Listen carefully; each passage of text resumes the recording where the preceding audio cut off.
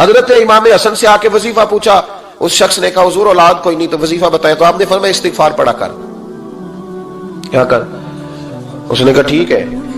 تو حضور پھر میں دوبارہ کب آؤں؟ تو امام حسن کہنے لگے بے اولاد ہے نا تو، استغفار کا وظیفہ بتایا نا؟ کہا ہاں۔ فرمانے لگے اب اس وقت آنا جب اللہ تجھے 10 بیٹے عطا کرے گا۔ کتنے؟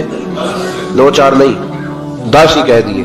تو حضرت امیر معاویہ رضی اللہ تعالیٰ دیکھا، کہنے لگے حسن اتنا بڑا دعویٰ؟ آپ فرمانے لگے میں نے کہہ دیا نا تو اللہ فضل کرے گا، ہاں ہاں اللہ خیر کرے گا، خیر ہو جائے گی۔ وہ شخص کئی سالوں کے بعد آیا، کئی سالوں کے بعد، تو حضرت امیر معاویہ کو بھی ساتھ لایا، کہنے لگا حضور اللہ کے فضل سے اللہ نے 10 بیٹے عطا فرمائے، پورے 10 ہی اللہ نے دیے۔ تو حضرت امیر معاویہ کہنے لگے جناب بات تو آپ کی سچی ہو گئی، پر مجھے بھی بتائیے وظیفہ کہاں سے لیا؟ فرمانے لگے قرآن پاک سے، سورہ نوح کی 10 11 12 آیت پڑھو۔ اللہ فرماتے ہیں تم استغفار پڑھو، میں تمہاری بیٹوں سے بھی مدد کروں گا، مالوں سے بھی مدد کروں گا۔ تو میں نے استغفار بتائی تھی، اور قرآن میرے اللہ کا ہے، رب کا وعدہ جھوٹا ہو سکتا؟ فرمایا 10 بیٹے ملنے تھے، میں نے کہہ جو دیا تھا۔ اور میرے بھائیوں یاد رکھیں، استغفار اللہ کی رحمت نازل کر۔ ایک ہوتا ہے خوف، ایک ہوتی ہے خشیت۔ خوف والے لوگ توبہ کرتے ہیں، خشیت والے استغفار کرتے ہیں۔ ایک ہوتا ہے خوف، ایک ہوتی ہے خشیت والے استغفار کرتے ہیں۔ نبی کریم علیہ السلام نے فرمایا میں دن میں 100 مرتبہ استغفار کرتا ہوں، دن میں۔ توبہ والا کہتا ہے کہ میں بھول گیا تھا، مجھے معافی مل جائے، اور خشیت والا کہتا ہے میرا یار ناراض نہ ہو جائے، وہ استغفار ہی کرتا رہتا ہے، وہ معافی مانگ۔ حضرت رومی نے مثال دی ہے، فرماتے ایک عورت تھی تو بھیک مانگا کرتی تھی، ایک دن بادشاہ کے دروازے پہ بھیک مانگنے گئی تو بادشاہ کو پسند آ گئی، اس نے نکاح کر لیا۔ 20 کنیزائیں اس بی بی کے پاس تھی خدمت کرنے کے لیے، روٹی دینے کے لیے، کپڑا دینے کے لیے، لیکن وہ ہر وقت روتی رہتی تھی، ہر وقت روتی۔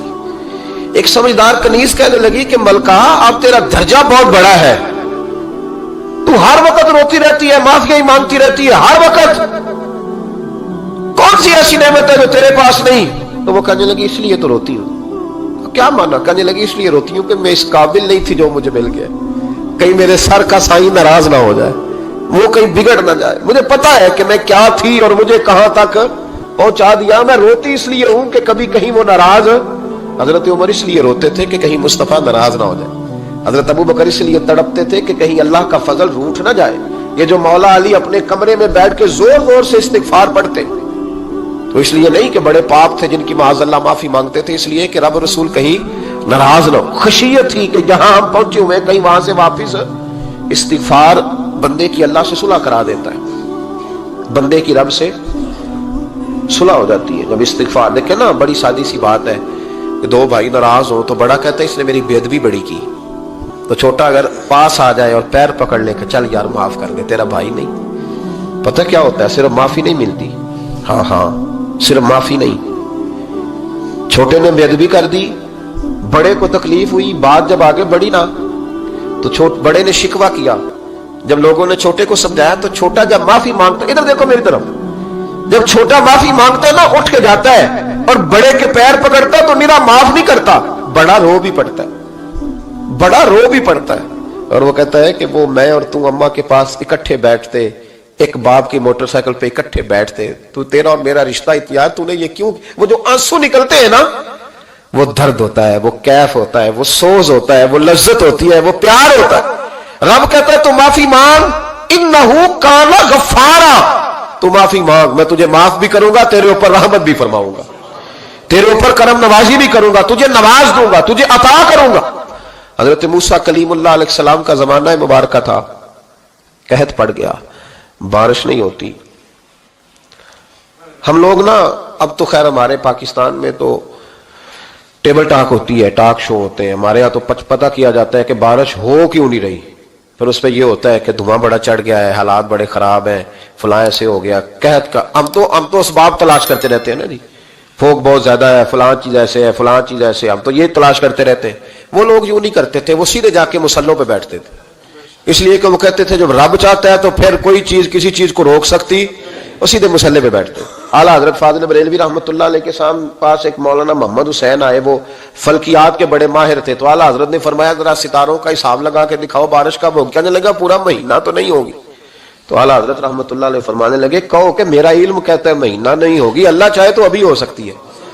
کہنے لگا جی وہ تو ٹھیک ہے پر میرا علم، وہ جیسے روز لوگوں نے پیر نیٹ ٹو شہنشاہ صاحب نہیں کھولے ہوتے کہ بارش کب آئے گی، اور اس کی طرف نہ دیکھ، مصلے پہ بیٹھ، مہربانی کر مصلے پہ بیٹھ، اللہ کی بارگاہ میں حاضر ہو، اس سے معافی مانگ، اسے منا تاکہ وہ رحمت کی بارش۔ کہنے لگا جی میرا علم کہتا ہے، تو اعلیٰ حضرت فرمانے لگے پھر وہی بات، تو کہہ اللہ چاہے تو بارش ابھی، لیکن یہ جو اڑ گئے ہیں نا بیچارے، یہ اڑ ہی گئے ہیں، یہ جہاں الجھ گئے ہیں وہاں یہ لوگ الجھ گئے، اللہ ہمیں الجھنے سے محفوظ فرمائے۔ تو اعلیٰ حضرت اٹھے تو فرمایا ٹائم کیا ہوا ہے گھڑی پہ؟ کہنے لگا جی 12۔ تو اعلیٰ حضرت نے گھڑی گھمائی، اب کیا بج گیا؟ کہنے لگا 4 بج گئے۔ فرمانے لگے بج گئے نا 4؟ کہنے لگا جی آپ نے گھڑی گھما جو دی ہے۔ فرمانے لگے اللہ بھی جب چاہے تو ستارے گھما دیتا ہے، اللہ بھی ستارے گھما دیتا ہے بارش۔ کہنے لگا جی وہ تو ٹھیک ہے پر مہینہ نہیں ہو سکتی، اڑا ہوا بندہ اس کا کوئی علاج ہے جو اڑ جو جائے، اس کے لیے قرآن کہتا ہے وَإِذَا خَاطَبَهُمُ الْجَاهِلُونَ قَالُوا سَلَامًا، اسے سلوٹ کرو دور سے، اسے کو تو جان اور تیرا۔ کہنے لگا جی ہو نہیں سکتی پورا مہینہ۔ فرمانے لگے یار تو جا اپنا کام کر۔ وہ شخص کہتا ہے میں نے دروازہ کھولا اعلیٰ حضرت کا، کمرے سے باہر نکلا تو تیز بارش ہو رہی، واپس آیا تو میں نے کہا احمد رضا یہ عقیدہ کہاں سے لیا ہے؟ فرمایا دروازہ مصطفیٰ سے لیا ہے صلی اللہ علیہ وسلم۔ تو یاد رکھیں کہ اللہ کو منانا چاہیے، استغفار کرنا چاہیے، اس کی برکات۔ حضرت موسیٰ ساری قوم کو لے کے نکل گئے۔ آؤ بھائی میدان میں اللہ کی بارگاہ میں استغفار کریں اور بارش کا سوال کریں، بارش مانگے۔ جب باہر نکلے دیر تک دعائیں ہوتی رہیں تو حضرت موسیٰ علیہ السلام کو رب کریم نے وحی فرمائی کہ موسیٰ آپ کی قوم میں نے ایک شخص ہے جس کو 40 سال ہو گئے نافرمانی کرتے، اس نے رب سے صلح نہیں کی۔ کتنے لوگ ہیں؟ ایک، اور 40 سال سے وہ نافرمان ہے، اس کو مجمع سے نکال دو بارش ہو جائے گی۔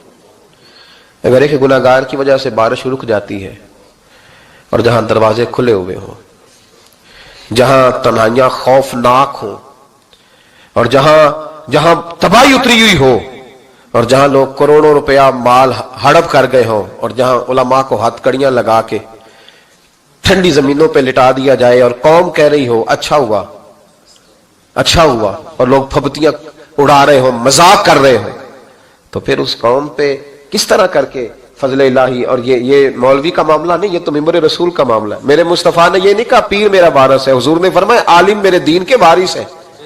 ہاں حضور نے فرمایا جس نے عالم کے چہرے کا دیدار کیا سمجھے میں نے اپنے نبی کی زیارت کی ہے۔ لیکن یہاں تو خیر یہ عنوان نہیں، ورنہ میں اس پر جاتا ہے۔ تو کہا ایک بندہ ہے 40 سال سے اللہ کی نافرمانی کر رہا ہے، وہ اگر نکل جائے تو بارش ہو جائے گی۔ حضرت موسیٰ نے اعلان کر دیا بھی ایک شخص ہے، وہ اگر نکل جائے تو بارش ہو جائے گی۔ پتہ تو ہوتا ہے نا سب کو، مجھے بھی پتہ ہے کہ میں اندر سے کیسا ہوں، اور آپ کو بھی خبر تو ہوتی ہے نا جی۔ جب بات ہو رہی ہوتی ہے تو پھر پتہ تو چلتا ہے نا کہ بات کہاں جا کے سیٹ ہو رہی ہے، پتہ چلتا ہے نا۔ اسے بھی چل گیا پتہ، اب اندر ہی اندر رونے لگا۔ اور دیکھو امام رازی اور امام غزالی دونوں نے لکھا ہے کہ اس درد سے رویا، اس درد سے کہ ادھر والے کو بھی پتہ نہ چل جائے، مجمع کے اندر کھڑا ہے اور ادھر والے کو بھی استغفار، دیکھو ادھر والے کو بھی پتہ نہ چل جائے اور ادھر والے کو بھی کہیں ہجوم میں غم میں بھی توہین ضبط غم نہ ہوئی۔ ہم اس احتیاط سے روئے کہ آنکھ نم نہ ہوئی، ہجوم میں غم میں بھی توہین ضبط غم نہ ہوئی۔ ہم اس احتیاط سے روئے کہ آنکھ نم نہ ہوئی، روئے بھی پر کسی کو آنسو نہیں دیکھنے دیے۔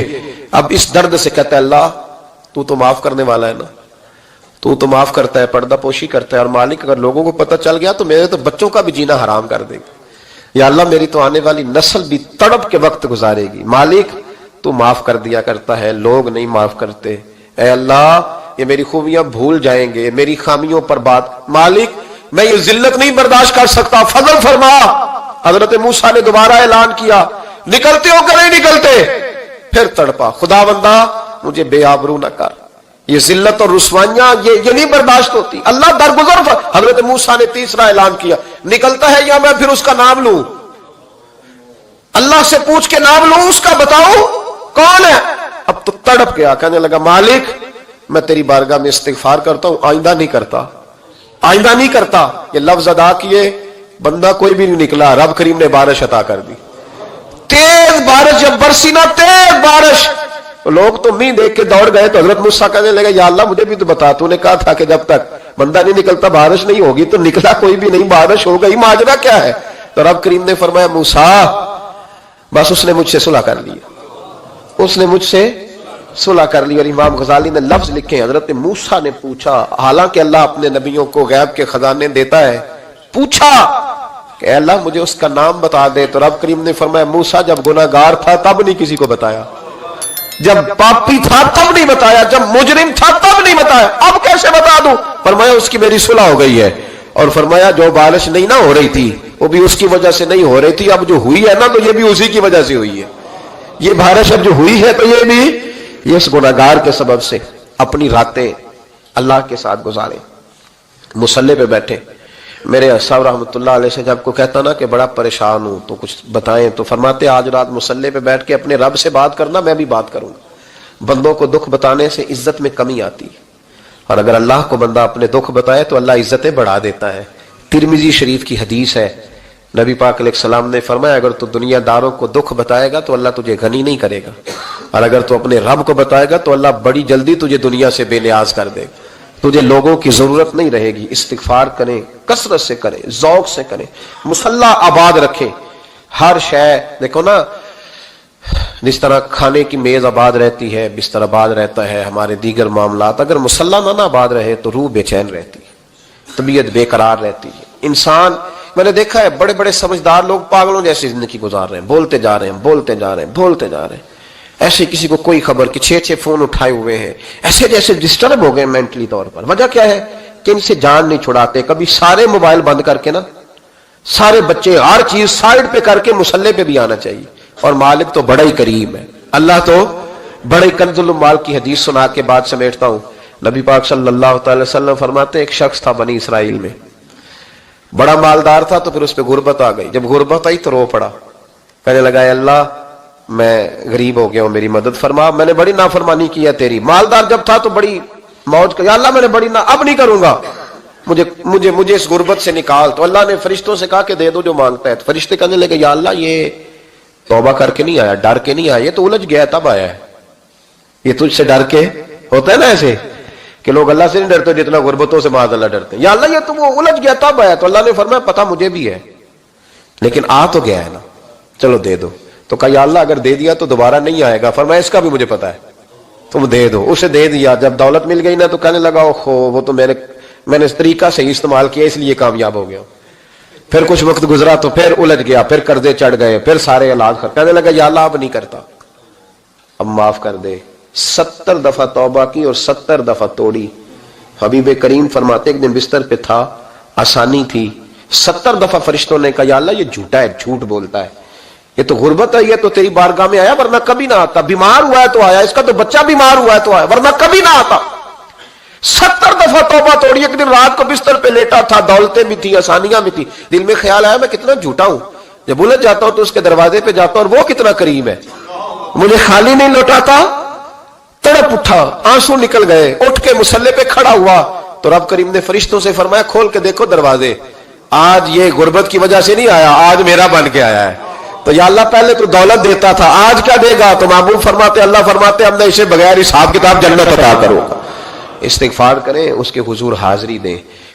جس طرح سارا کچھ چھوڑ چھاڑ کے لوگ کہتے ہیں کہ 1 مہینہ میں نے کسی سیاحتی مقام پہ رہنا ہے, میں نے اب کسی ٹھنڈے علاقے میں چلے جانا ہے, برف باری دیکھنی ہے, سیر کرنی ہے, 10 دن کی چھٹیاں وہاں گزارنی ہے, چلو 7 چھٹیاں وہاں گزار لو, 3 دن اپنے اللہ کے ساتھ گزارو, روزے رکھو, دن کو رات کو قرآن شریف پڑھو, تلاوت, کچھ وقت دو اللہ کے ساتھ, حضور پر درود و سلام بھیجنے کے لیے, نبی پاک کی نعت کے لیے, اذکار کے لیے, بزرگوں کے لیے.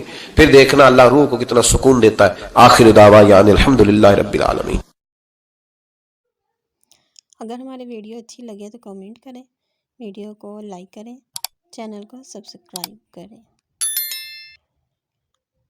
خدا حافظ.